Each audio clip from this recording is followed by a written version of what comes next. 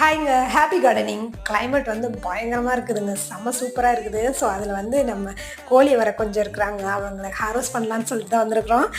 இங்கே பார்த்தீங்கன்னா இது வந்து ஒரு ஒரு நாளைக்கு பறிக்க வரும்போது என்னென்னா இன்னொருத்தன் பிஞ்சாக இருப்பான் இல்லையா, ஸோ அவனை விட்டுட்டு மற்ற நல்லா ஹெல்த்தியாக இருக்கணும்னா ஹாரோஸ் பண்ணிப்போம். ஸோ அப்படி தான் வந்து மீதம் விட்டது வேணால் வந்து ஹாரோஸ் பண்ணிட்டு போகலான்னு வந்தால் அந்த பக்கெட்டில் பாருங்கள் வேண்டாதவங்களாம் நிறைய வந்திருக்கானுங்க. அதான் ஒருத்த வந்தாங்க நல்லா வந்து சத்து கொடுக்குற சத்தெல்லாம் அப்சர்வ் பண்ணி நல்லா சூப்பராக க்ரோ ஆவான்.